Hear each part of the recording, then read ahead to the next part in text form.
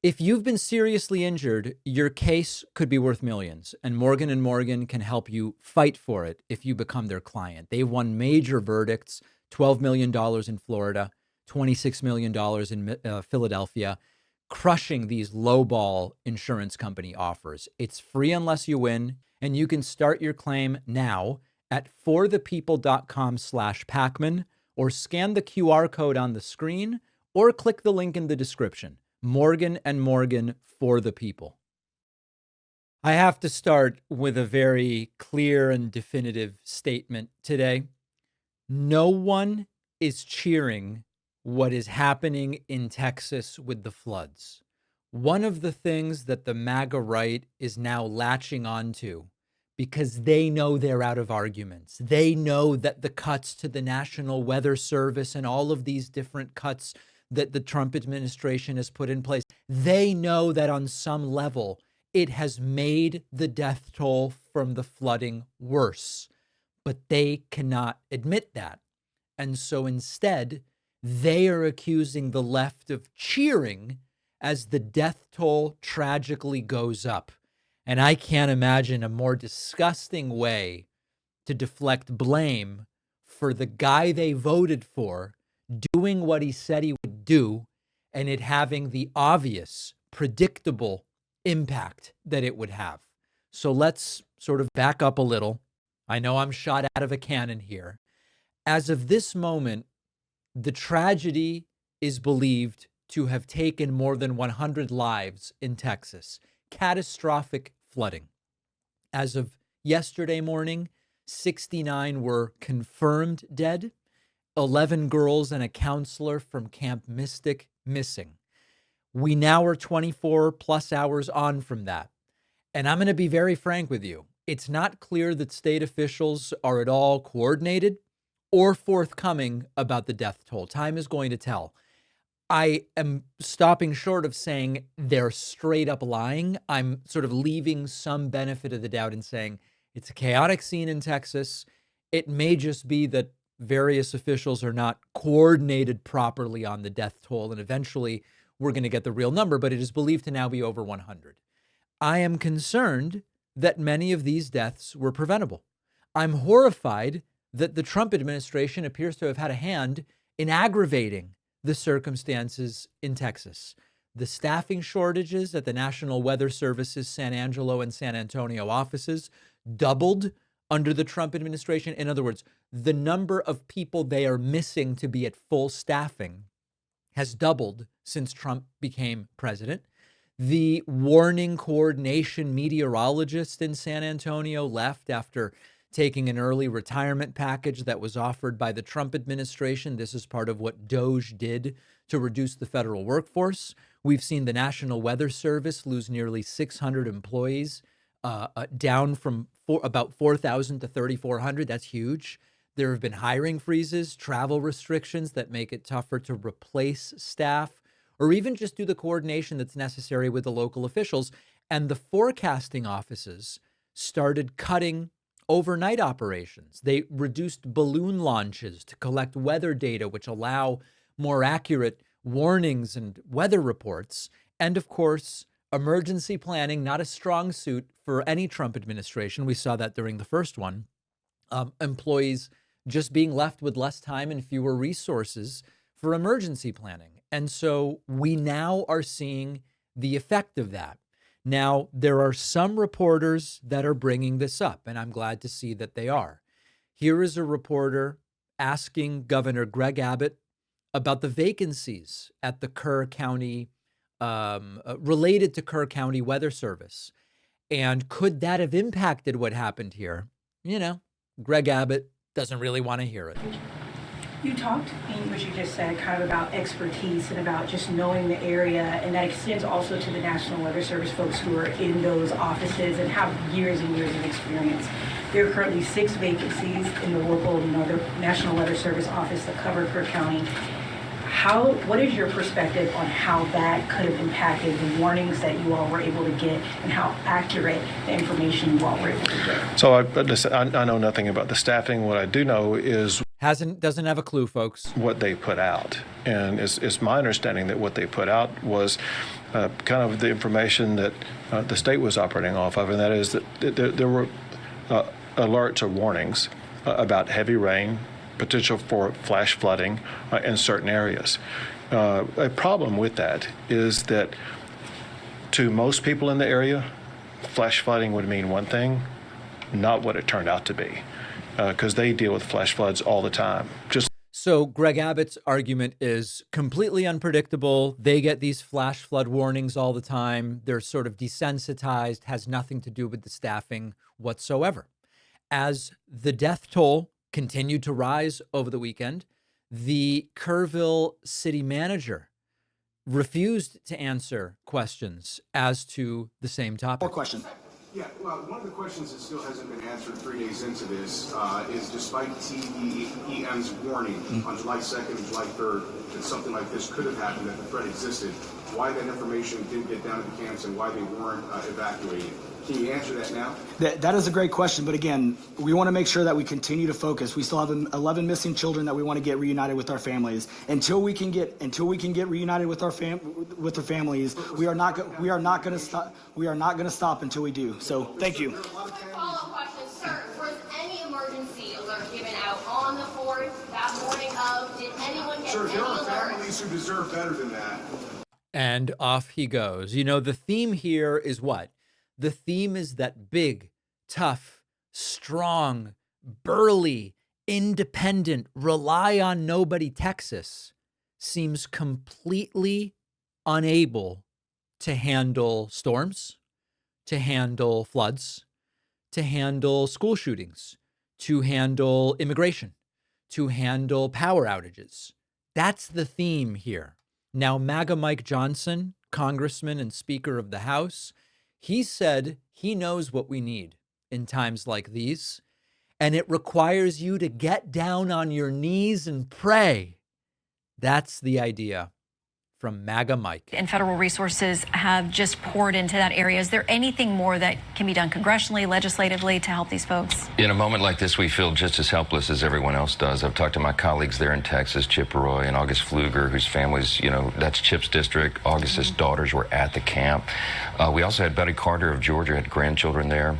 It touches so many families, and all we know to do at this moment is pray. Every available resource has been deployed. The president, of course, is dialed in and watching this develop moment by moment as we are, and we'll handle supplemental funding requests as they come in, but right now they're still trying to do rescue and recovery, and our hearts go out to all of them. Our hearts go out. We must pray, and everybody's doing everything right if they have an R next to their name. And then finally, the orange man himself, Donald Trump. It's terrible, he says. It's terrible, but we don't know how many died. What? Some young people? Trump as confused as ever. What do you say about the floods in Texas? Oh, that's terrible. The floods? It's shocking. They don't know the answer yet as to how many people, but it looks like some young people have died. Will there be any federal aid for them? Oh, yeah. Sure. We'll take care of it. We're working with the governor. We're now working with the governor to help them with an event that was no doubt worse due to me coming in with my ex-buddy Elon Musk and just slashing, offering people early retirement and getting people the hell out. Now, none of this comes as a shock. Here's a report from May 27th. Officials scrambling to fill National Weather Service roles. This did not creep up on us unexpectedly. Days out from what's forecast to be an above-normal hurricane season, scientists across the country are sounding the alarm over critical staffing shortages. Inside the National Oceanic and Atmospheric Administration, officials are scrambling to fill more than 150 critical National Weather Service roles left vacant after sweeping cuts from the Trump administration. Overall, the service has lost 600 of its 4,000 employees since January. 5 former NWS directors calling it their worst nightmare in an open letter earlier this month, predicting understaffing could lead to needless loss of life. And that is exactly what happened. So listen, many charities and groups are saying that they are helping. I can't possibly vet every single one. So I think a reasonable thing, a central clearinghouse of sorts, if you need help or you are looking to help, 800 Red Cross. That's 800-733-2767. They can direct you if you need help or if you are looking to help. I think that that's as reasonable a place to start as ever. You know, I don't think they have any idea what the word exponential means. Sometimes our political discussions are about principles or ethics or morals or political philosophy. Sometimes it's just people really confused about simple math. When we are talking about the growth that we are or are not to expect from the big, beautiful bill that was passed by the House, Senate, and signed into law last week by President Donald Trump, one of the words I keep hearing is, we're going to have exponential growth. And yet, here is Congressman Jason Smith. I don't think they have any damn idea what the word exponential even means. We need to do more. The tax provisions that we put into this piece of legislation will create exponential growth. The Congressional Budget Office, Jason, scored growth at 1.8%. Growth over the last 50 years on average has been 2.7 to 2.8. I guarantee you, Jason, you're hearing it today. I guarantee you that our growth rate will be above 3%. And if our growth rate is above 3%, this bill will actually cut the deficit by $600 billion. Okay.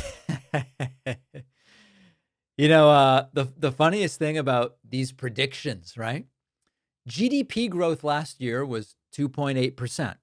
Jason Smith is promising this bill is going to get us above 3%. So exponential GDP growth, according to Jason Smith, is going from 2.8% to 3%. Exponential growth happens when a quantity increases by a fixed percentage or proportion over time intervals. So the idea here is compounding. Each period's growth builds on the previous period. So let me give you a really simple example. You invest $1,000 and you're getting a 5% annual return compounded yearly. So the first year, that 5% growth on the $1,000 is $50. You've now got $1,050. But the second year, the 5% growth is now on the $1,050. So the second year, instead of making $50, you're now making $5,250. And then the third year, that 5% is $5,763, and so on, right? Instead of growth by $50 a year, it grows faster and faster. That's exponential growth. Now, what Jason Smith is talking about here is that our GDP growth rate will be growing exponentially. Now, could 3% instead of 2.8% be part of exponential growth if it's applied consistently over time? Yes, it could. But comparing two similar percentages, 3% and 2.8%, by itself is not exponential growth. If something grows at 3% every year, that's one thing. If something grows at 2.8% every year, that's another thing. And the growth of the principal could indeed be exponential. But the difference between 3% and 2.8%, that's just a linear difference. It's a 0.2 percentage point difference. That gap is not exponential unless the gap itself keeps growing, right? So if one year you go from 2.8 to 3% growth, and then the next year you go from 3 to 3.3, and then you go to 3.63, and then 3.99, that would be GDP growth increasing by 10%. That would be exponential. It's not possible, okay? In a country that is already developed and at the size and maturity of the American economy, it's just not really possible. These are just dumb people. And so sometimes we get into a philosophical debate. What is the responsibility of the individual versus the government? We get into a philosophical debate. When does life begin as relevant to abortion law? This is just, I don't think they know what they're talking about. I don't think they know what exponential even means. And Jason Smith is really proving that here. They don't know what is going on. Let's take a very quick break. We'll be back right after this. If you've been seriously injured in a car crash, a fall, whatever it might be, you might be entitled to more than you think because insurance companies are trained to lowball you. That is why people turn to Morgan & Morgan, which is America's largest injury law firm. They've helped clients win millions, 12 million in Florida, 34 times the highest insurance offer that they got, $26 million in Philadelphia. That was 40 times more than the insurer offered up front. And the best part is you pay nothing unless they win your case. No hourly fees, no upfront costs. If you don't win, you don't pay. Filing claims is quick and easy. Morgan & Morgan has modernized the process so you can start and manage your case right from your phone. So if you've been hurt, don't guess about what your case is worth.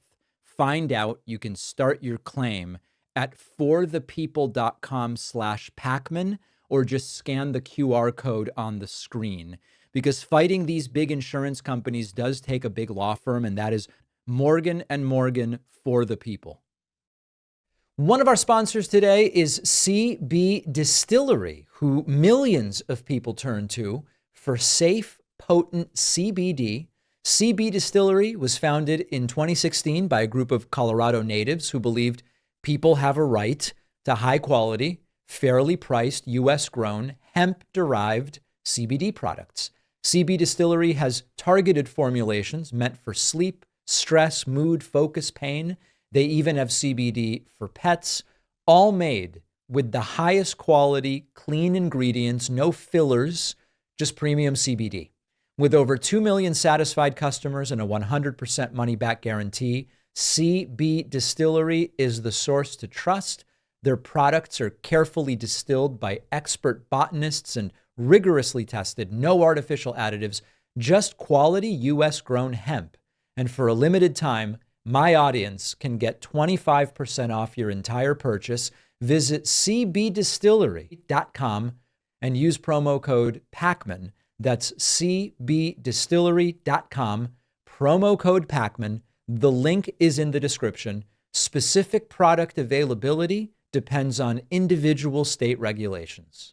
The David Pakman Show is an audience-supported program. We are building something here. This is a pro-democracy movement. This is a movement that is made to recognize that some of the basics that the founding fathers and everyone who understands separation of church and state and how modern societies are best meant to function is building in order to try to preserve that. Unfortunately, right now, there are voices and movements that say we don't really care about democracy. We don't really care about the rule of law.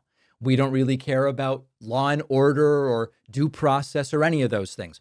We are part of a movement that does care. And so whether it's this show or another show, I would love for you to support the work that we do.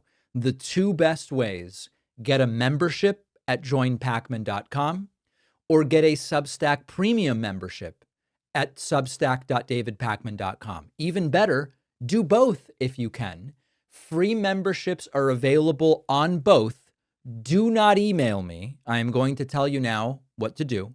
If you would like a free website membership, submit your email address at davidpacman.com/free membership. Every time I say this, about a dozen people email in. Those emails just get deleted. Okay. If you want a free website membership, you've got to go to davidpacman.com/free membership. And then on the Substack side, Substack gives away free memberships to people randomly on the free list. So get on our free newsletter list at substack.davidpacman.com. It's happening, and it is triggering Donald Trump. It always ends like this. You put two massive egos together, circling each other, and very often one will end up snapping.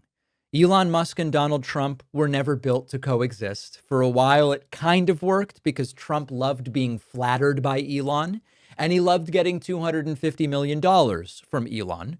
And Elon liked being in the cabinet meetings, and he liked being at Mar-a-Lago, and he liked being on Air Force One. But billionaires don't often stay sidekicks for long when they are this egomaniacal. And Elon Musk is now going full scorched earth. Over the weekend, he dropped the news that he is launching a new political party, not a think tank, not a PAC, but a political party. It is called the America Party.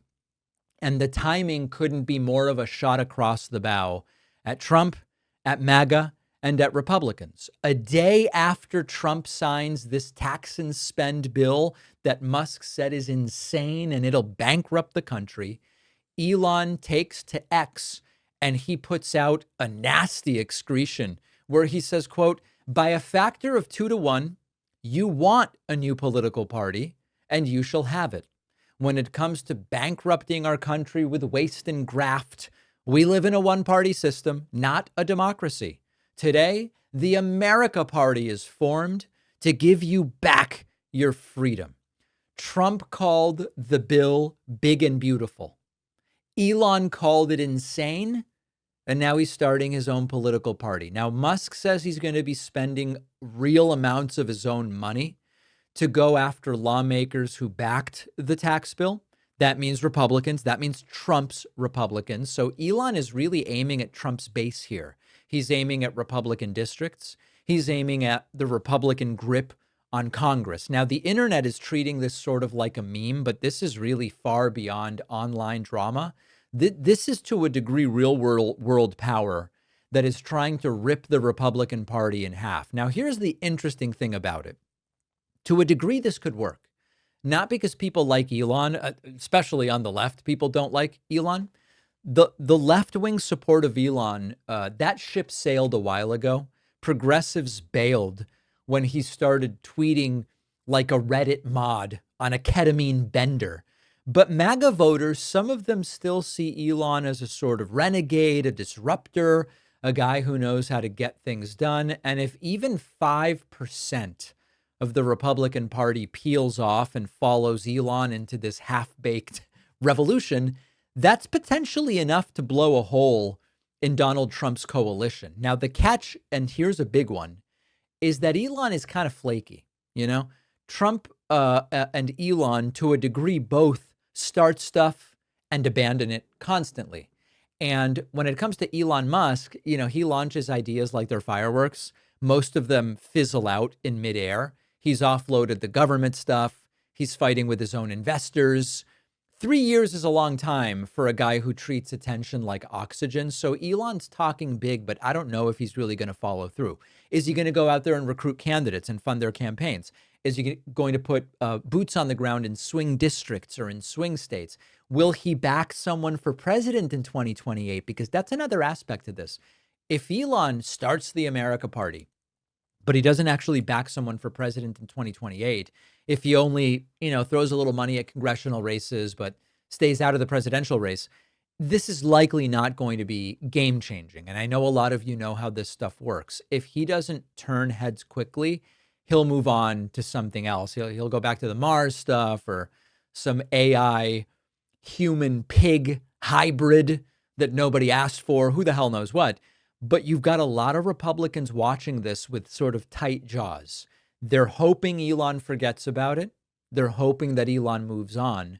But if Elon is serious about this, it could be a real problem for Republicans. Otherwise, it'll just be part of the sideshow. Another temporary freak out, a momentary fracture that eventually heals. But even if Elon's new America Party flames out, he could be planting relevant seeds here. And the most important sign that this has real potential is that Donald Trump is furious about it. That tells you everything you need to know. Donald Trump took to Truth Social and also attacked Elon Musk during a brief press briefing, a press conference, because Elon Musk is starting a new party. Elon is going scorched earth, so Trump is going scorched earth. Here's what Trump posted to Truth Social, quote, I am saddened to watch Elon Musk go completely off the rails, essentially becoming a train wreck over the past 5 weeks. He even wants to start a third political party, despite the fact that they have never succeeded in the United States. The system seems not designed for them. The one thing third parties are good for is the creation of complete and total disruption and chaos. And we have enough of that with the radical left Democrats who have lost their confidence and their minds. Republicans, on the other hand, are a smooth-running machine that just passed the biggest bill of its kind in the history of our country. It is a great bill, but unfortunately for Elon, it eliminates the ridiculous electric vehicle mandate, which would have forced everyone to buy an electric car in a short period of time. I have been strongly opposed to that from the very beginning. People are now allowed to buy whatever they want. Gasoline-powered, hybrids, which are doing very well, or new technologies as they come about. No more EV mandate. I have campaigned on this for 2 years. And quite honestly, when Elon gave me his total and unquestioned endorsement, I asked him whether or not he knew that I was going to terminate the EV mandate. It was in every speech I made and in every conversation I had. He said he had no problems with that. I was very surprised. Additionally, Elon asked that one of his close friends run NASA. And while I thought his friend was very good, I was surprised to learn that he was a blue-blooded Democrat who had never contributed to a Republican before. Elon probably was also. I also thought it inappropriate that a very close friend of Elon who was in the space business run NASA when NASA is such a big part of Elon's corporate life. My number one charge is to protect the American public. All right. So then Trump was asked in New Jersey before getting on a plane, after getting off, who the hell knows? Trump says it's all ridiculous what Elon Musk is doing. Starting a third party. I think it's ridiculous to start a third party. We have a tremendous success with the Republican Party. The Democrats have lost their way, but it's always been a two-party system. And I think starting a third party just adds to confusion. It really seems to have been developed for two parties. Third parties have never worked. So he can have fun with it, but I think it's ridiculous. You know, the truth is that the United States was really founded in a multi-party environment. That is what we had at the beginning. Trump's claim that the founders wanted a fixed two-party structure, very much not so. And while I don't support what Elon Musk is doing from the standpoint of what he wants the party to be, of course I support something that creates a crack in the Republican Party, but I also have to stick to the truth. And the truth is that the current duopoly that we have was very much not what the founding fathers intended. Trump is triggered. He knows it could be very bad for his legacy. We'll see how it shakes out in the midterms. Donald Trump delivered a disastrous 4th of July speech, and even Melania Trump noticed that Donald Trump was completely confused and disoriented here, making stuff up. You watch Melania, you realize she realizes it very clearly. Here is Trump talking about Social Security, saying something is in the bill that is simply not in the bill. Listen to this. Watch Melania. Our country is going to be a rocket ship economically, and we've delivered no tax on tips, no tax on overtime, and no tax on Social Security for our great seniors. What? And that's why when you hear things like that, this is the most it's the biggest bill of its kind ever done by far. That is not in the bill. No tax on Social Security is not in the bill. And I think even people in the crowd knew it, because you had people in the crowd who are sort of like related to what's going on, although you had random people in the crowd as well. Trump disoriented and confused. Is he lying? Hard to tell with Donald Trump. Trump went on a bizarre word salad. It's like a chop. It's been chopped up beyond recognition into mush, talking about wind and getting it very, very wrong. China's right now building 68 coal generating plants, and we're putting up wind. It doesn't work, I will tell you. Aside from ruining our fields and our valleys and killing all the birds and being very weak and very expensive, all made in China. I noticed something, that with all of the windmills that China sends us, where we waste our money because it's the most expensive energy, I see that, they make about 95% of them, the wind turbines. I have never seen a wind farm in China. Why is that? Somebody check that out. Tom Emmer, would you please check that out? You know the reality? This is just the facts. This is not, oh, China's good, China's bad. China is the global leader in wind energy. China has the largest capacity of wind power worldwide. They have it onshore and they have it offshore. Trump is disoriented and Trump is confused. And maybe if he knew that China was the leader in wind, he all of a sudden would want to do it because he seems enamored by what any authoritarian strongman does. And then Trump brazenly lying about the popularity of the bill. This is one of the least popular bills that has been signed into law. Really makes you wonder, why aren't our elected officials doing what the voters want them to do? And just say what it is, because it's the most popular bill ever signed in the history of our country. Whether you're military or anybody else, this is the most popular bill ever signed.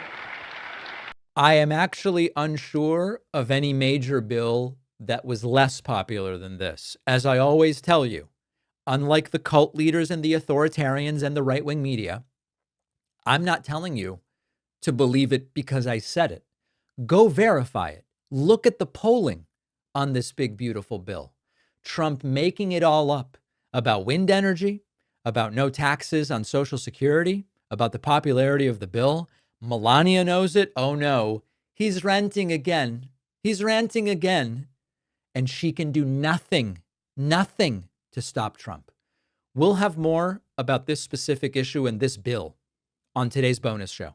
Sign up at joinpacman.com. I don't want you to miss it.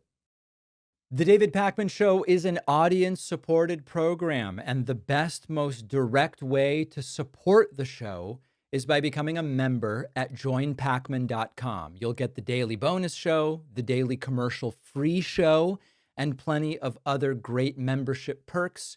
Get the full experience by signing up at joinpacman.com. Trump never expected this, and he now has a total catastrophe on his hands. This is the kind of story that Donald Trump thought that he was done with, the kind that lands on his desk mid-scandal, mid-rally, narcissistic monologue and throws everything off course, because right now, measles is back. It is not a few cases back. It is not background noise back. We're talking record-breaking, deadly outbreak, and the political blame is heading right for Robert F. Kennedy Jr. when he can take a break from gargling with methylene blue and bathing in beef tallow. His Secretary of Health and Human Services is now dealing with more than 1,200 confirmed cases of measles this year, more than in any year since the disease was declared eliminated 25 years ago. It's only July, and these are the worst single-year numbers in 25 years. Kids are dying. Adults too. Texas, New Mexico, Oklahoma, and just about everybody is unvaccinated. Where did this all start? It started in Texas. 1 in 4 kindergartners there didn't get their measles shot this year, and that is ground zero, and RFK helped to build it. I have a friend who works in a pediatric ER. Not even going to say where, because this stuff is still, fortunately, sort of, although not really, sort of rare enough that I don't want them to be identified. My friend who works in the ER said there are measles cases coming in, and parents are lying about whether their kid is vaccinated. And eventually they have conversations where they say, we are thinking this is measles, but are you sure that your child is vaccinated? And they go, oh, you meant the measles vaccine. No, I'm not.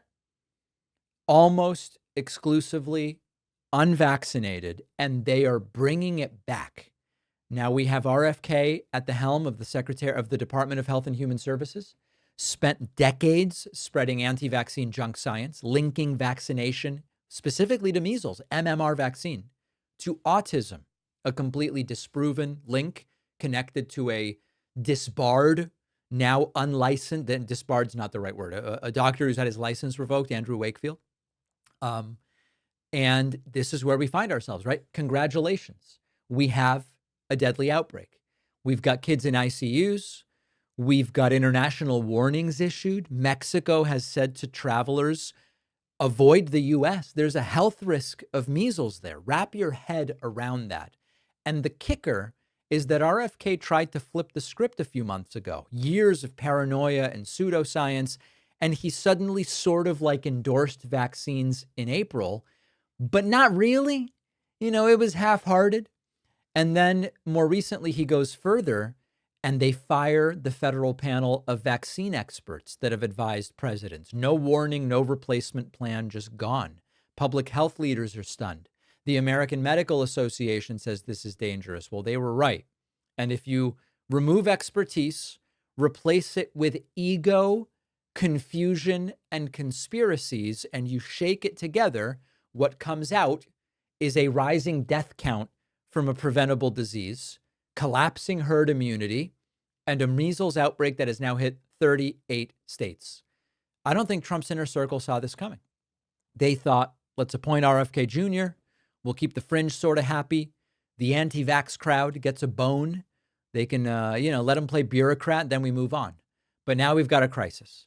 And the political reality is that Trump owns it too. There's no Fauci to blame this time around. It's Robert F. Kennedy Jr. And the political reality is there's no deep state to scapegoat here. He installed RFK. He elevated the anti-vax movement to the White House. And now, as we're getting ready to go into another election cycle next year, he's got a national outbreak tied directly to his brand. More than a public health issue. This is now a political liability. And you've got independents, you've got suburban parents, you've got grandparents, you've got conservatives even to a degree. They want their kids safe. They don't want to be spinning medical roulette every time you step into a kindergarten or a emergency room because a conspiracy theorist got a job in the cabinet. So Trump's boxed in. If he fires RFK, he's going to admit implicitly that this was a terrible idea. He'll piss off the anti-vax right, which could be a problem. If you keep RFK, you're going to keep getting hammered for every measles death that hits the news. So it's lose-lose. It came out of nowhere or it didn't. Well, not really. This was really a result of what Trump did. So this is now a full-on catastrophe. Trump has walked into it. It's Trump's fault. It's RFK's fault. I still don't want anybody to die. I don't want kids in ICUs. So hopefully someone figures out a way to talk sense into these parents that are not vaccinating and are sometimes lying about it. A feeble Trump had a terrifying meltdown and is really digging his own grave here. Donald Trump's tariff time bomb is ticking, ticking, ticking. We are 2 days away here. And the blast radius, if this bomb goes off on Wednesday, although now it's like, when are the tariffs going into place? He's going to decide Wednesday, but they might not go into place until August. If they do, it's going to blow up your wallet, could blow up your job.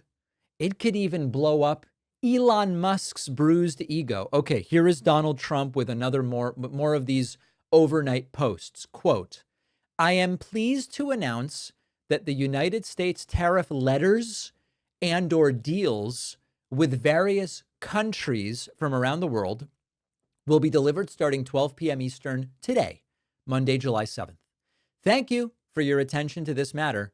Donald J. Trump, President of the United States of America. You know, nothing says leadership like a late night Sunday night press release to the entire planet. We are sending tariff letters. Now, remember that we were told 90 deals in 90 days. We are at 88 days, and we have, I guess, one deal. It's a very bad deal with Vietnam. If the Vietnam deal is any indication of what is forthcoming, it's not going to be good. Donald Trump then adding an additional threat on Truth Central, saying, quote, any country aligning themselves with the anti-American policies of BRICS will be charged an additional 10% tariff. There will be no exceptions to this policy. Thank you for your attention to this matter. So let me give you the timeline. April 2nd, Trump pauses steep tariffs for 90 days. The pause ends July 9th. That's the day after tomorrow. Countries without side deals face getting levied with tariffs anywhere from 10% up to 70%. Right now, we have the Vietnam deal, which is a disaster. We have the UK they've not done a deal. It's sort of like a patched together workaround. And then you've got the EU begging for like a last minute mini deal. And then India, Brazil, and South Africa now are branded as anti-American, and they're still in limbo. Who knows what Trump's going to do to them next? Now, as of this moment, we have a stock market situation that is not so good. On this news, the Dow is down what's 300 points between friends, right? I mean, who cares really?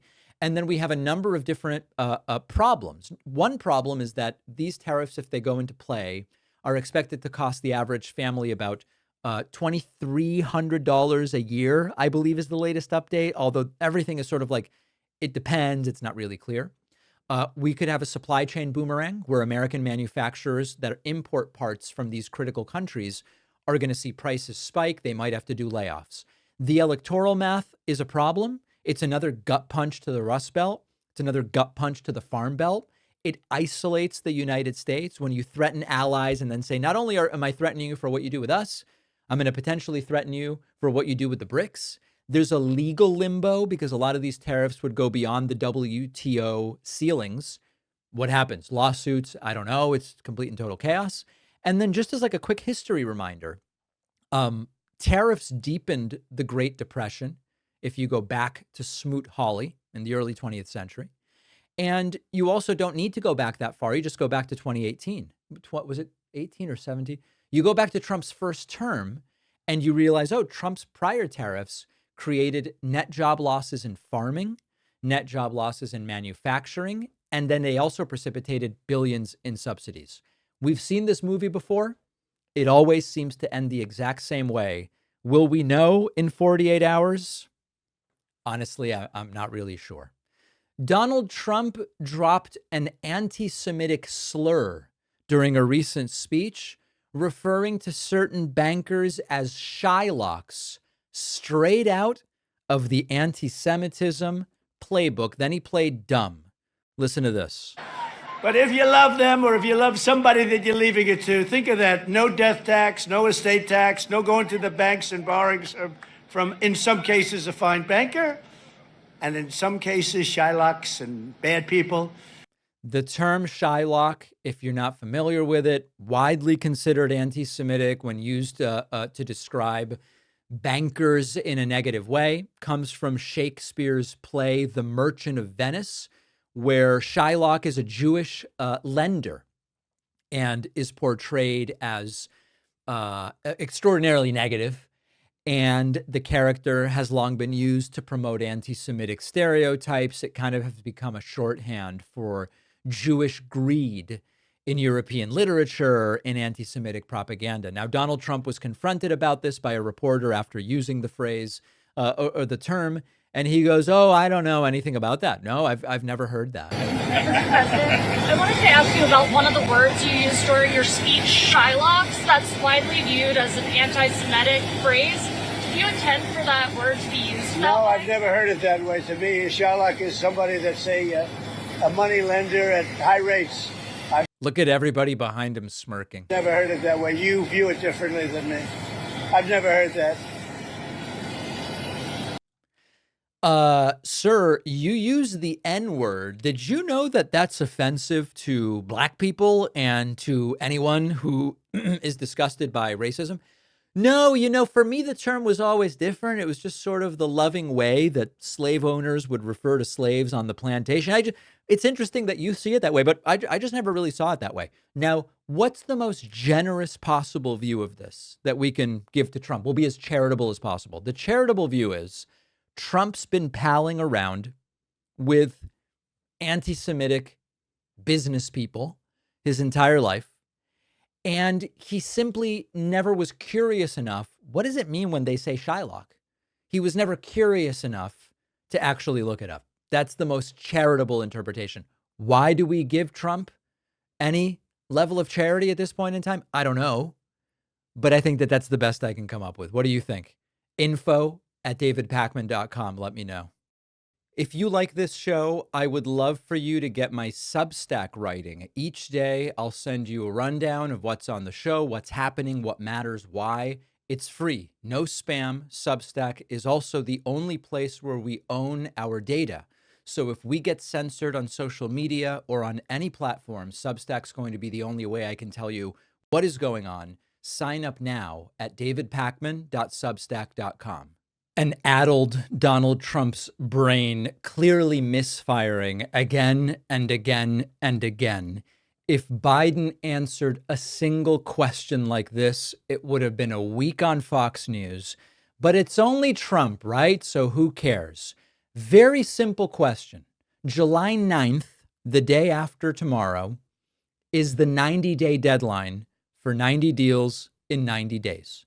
So the expectation would be, well, on July 9th, the tariffs go into place if the 90 deals aren't made. Trump is asked about that because now they're saying, well, they would go into place in August. But then, so what does the deadline really mean? I don't know. And Trump's just confused. Mr. President, do the tariff rates change at all on July 9th, or do they change on August 1st? What are you talking about? Tariff rates. What are you talking about? You know, like your main thing that you're doing economically? Do they change on July 9th or August 1st? No, they're going to be tariffs. The tariffs are going to be the tariffs. I think we'll have most countries done by July 9th, yeah. Either a letter or a deal. But they go into effect on August 1st. Tariffs go into effect August 1st. There's Howard Lutnick having to save him. Trump has no idea what's going on. It's a very interesting question. The deadline is July 9th. For what? Well, I guess not really for the tariffs going into place. But wasn't it a 90-day pause on the tariffs? Yes, it was a 90-day pause, after which there's a 21-day moratorium. What? They don't have any idea what they're doing. They just have no idea what they are doing. And Trump has no clue what's going on. Reporter says, hey, we're having a problem in Texas with these floods. There's vacancies at the National Weather Service. Are you investigating this? Trump's like, nah, it's Biden's fault, but also I wouldn't really blame Biden either. Okay. Are you investigating whether some of the cuts to the federal government left key vacancies at the National Weather Service or in the emergency coordination? Look at Lutnick shaking his head like a lap dog. No, They did not. They did. I'll tell you, if you look at that, what a situation that all is. And that was really the Biden setup. That was not our setup. But I wouldn't blame Biden for it either. I would just say this is a 100-year catastrophe. Listen, he's saying it's Biden's setup, but he wouldn't blame Biden. Very generous of him. Of course, this has nothing to do with Biden. Biden was attempting to fully staff the National Weather Service. They had a few vacancies. Trump came in and just decimated it. Decimated metaphorically, not literally. It could be confusing. Significant further cuts under Donald Trump. Trump then asked more specifically, the meteorologists you and Elon fired, should they be hired back? Trump's like, nah, wouldn't make a difference. In light of the floods, do you think that the federal government needs to hire back any of the meteorologists who were fired in the last few months? I wouldn't know that. I really wouldn't. I would think not. This was the thing that happened in seconds. Nobody expected it. Nobody saw it. Very talented people are there, and they didn't see it. It's, I guess they said once in 100 years, they've never seen anything like this. So I wouldn't, people are trying to blame the school. They're trying to blame the camp. They're trying to blame, it's just a horrible thing. But no, I wouldn't say that, no. Nope. He definitely does not want to hire back any meteorologist. And then finally, Trump asked about a ship that was hit in the Red Sea. Trump's answer essentially, huh? Huh? President, have you been briefed on the ship that was hit in the Red Sea? Do you know if the Houthis attacked that ship today? We'll give you a report sometime tonight or tomorrow. Translation, I haven't yet spoken to Sean Hannity about what it is that I'm supposed to say about that.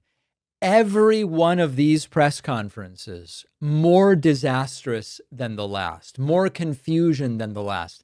You know, I'm watching this Netflix series, 0 Day, with Bobby D, Robert De Niro, who Trump hates now, and Jesse Plemons and some other actors. And it's very interesting because they seem to be weaving together elements of Biden and Trump. Robert De Niro plays a former president in it who's brought back to deal with a little problem that they have. And they kind of weave together elements of Trump and Biden. There's like a cognitive test scene, which I'm not giving anything away by just mentioning that. There's a cognitive test scene where you see, actually, it's not even meant to be this. You see in the scene that a real cognitive test would be far more comprehensive than the one that Donald Trump claims to have aced, which is really, at the end of the day, sort of like a pretty severe brain injury kind of screening thing. This guy is not with it. And I would say do it for everybody. I would have said do it for Biden, of course. I would like to see Trump actually subjected to a real screening here, comprehensive, and then a commitment that the results won't be run by the administration before being released. That would be my preference. You tell me what you want. Have you seen what's going on with Joe Rogan? In some sense, I respect that Rogan is publicly acknowledging what Trump is doing is insane. It's insane when it comes to war. It's insane when it comes to immigration and deportation. I appreciate and respect that Rogan is doing it. But there's one little piece that's missing from this. Take a listen to what he recently had to say. Insane. Yeah. We were told there would be no, well, there's two things that are insane. One is the targeting of migrant workers, not cartel members, not gang members, not drug dealers, just construction workers showing up in construction sites and raiding them, gardeners. Yeah. Like, really? Or Palestinian students on college campuses. Or not, like, there's a did you see this video of this Turkish students at Tufts University that wrote an essay, and then there's a video of like ICE agents, like, I don't know. Is that the woman? Yeah. What was her essay about? It was just critical of Israel, right? Just critical of Israel. Yeah, I mean. And that's enough to get you kicked out of the country. I mean, there's a long history of anti-colonial activism in U.S. colleges, that led to South Africa changing and all of that. And I think this is a continuation of that. Same. So like I said, it's great that Rogan is acknowledging the insanity of this. The problems are numerous, however. Problem number one, he endorsed the guy who said he would do this. It was not a shock if you were paying attention. Trump was asked many times, but what about, like, if you find just like a mom or something like that, or, just workers, and Trump made it clear there could be some ugly stories. We could see some stuff that's difficult, but we're doing all of it. Tom Homan was clear that this is what they were going to do. Kristi Noem was clear that this is what they were going to do. And so the part that I have a problem with is that Rogan's pretending that this comes as a surprise, that it wasn't obvious. They're doing the stuff they said they were going to do. Secondly, Rogan is not acknowledging his role in this. This is not the Rogan's the Kingmaker. If Kamala had done Rogan's show, she would have won stuff. But Rogan is one piece of the ecosystem that includes, the Milk Boys and everybody, where they all created an environment of this guy's so cool, Harris is lame, this is the guy to vote for, there's really no choice, etc. And that endorsement is not insignificant. I don't think the Rogan endorsement put Trump over the edge, but it was part of the movement that did. And so I would respect Rogan way more if he said, hey, you know what?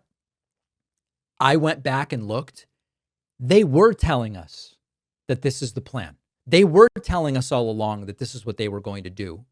And I either didn't understand it or ignored it or told myself that he didn't really mean it, and he meant it. And I was wrong to endorse it. If we had a Harris presidency, what happened with Iran would not have happened. By the way, if Hillary Clinton had won in 2016, we never would have gotten out of the Iran nuclear deal, which precipitated everything that happened. Okay, I don't expect him to go that far, but he could.